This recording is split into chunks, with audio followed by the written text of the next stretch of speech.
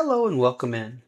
My name's Tom, your neighborhood butcher, and today we're going to go over how to go through a whole tenderloin you might get at Costco or Sam's Club or just one of the places that you may end up buying a whole tenderloin. I think Bash's will sell a whole tenderloin from time to time, and I'm going to help ease the pain of taking that piece of meat out of the bag and cutting it up into some beautiful fillets and then doing some wonderful things to it.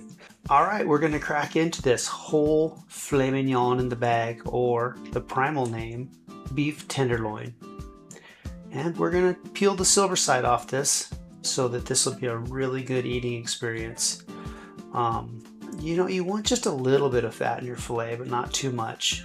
You want mainly, the marbling that goes through that main muscle. And we're going to pull off most of the silver side. See this silver side that's on that other side? I'm going to leave that there because if you look when we cut into this piece of meat, you're going to see that there's a little bit of fat to that, and I think that helps to flavor the meat. And that side is not as tough as the main silver side. Now we're going to cut a little bit of it off as we go along and just try to leave that nice little piece of fat right there. That's going to be really good in my opinion and help flavor that piece of meat. We're just going to clean this thing up. You see we're going down the sides, just taking all the fat off of it. And then we're just going to, pull this out and just even up this end. And then here's where we're going to start on the butt side of this, or the porterhouse side, however you want to look at it. There's a beautiful fillet right there, right off the butt, right off the first cut. And then these next two cuts or three cuts, I like to use these for my bacon wrapped fillets. And you'll see that here in just a moment. They've been cut just a little bit thinner so that bacon will fit right around that piece of meat perfect. And you see how I just nipped a little bit of that silver side off of those pieces of meat in particular. And then we're just going to cut this thing the rest of the way down, and we're going to get 3 pieces of filet mignon that are going to be perfect for bacon wrap.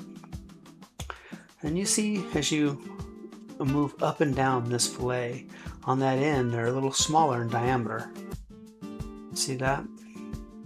But they get a little bit bigger as you go along. I think that center piece, once you get past the butt, is some of the best fillet that you can possibly have, in my opinion. It has the most marbling in my opinion, and I think it's the most tender personally. Now here are those pieces that we're going to put bacon around. And we're just going to use a hickory smoked bacon, just a regular, just average Joe hickory smoked bacon from the service counter. And you see, you're just going to stretch it around the fillet. I mean, you can use a little piece of toothpick or something right there if you'd like. But I find to just wrap it around, stretch it around, and then kind of just paste it together, so to speak. And it'll hold pretty good. What you could do is you could put them on the grill and you can kind of sear those 2 pieces of meat together a little bit if you wanted to. But I find it, just leave it just like it is and just stick it on the grill, and there's a whole fillet cut up. And now we're going to do a second fillet, whole tenderloin in the bag. And then we're going to do the whole situation again. All right, let's get at it. We're going to even up that piece of meat right there. And then we're going to peel the silver side off of it. I'm going to do a little different technique on this one. We'll go right up underneath that silver side and then just pull it all the way down that tenderloin. It's a good technique.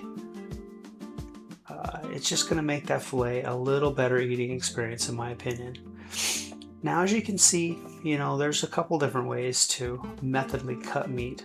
You see that I'm pulling my knife across that piece of meat. I'm a left-handed cutter, so I tend to, pull like that, where some people will push through things like that.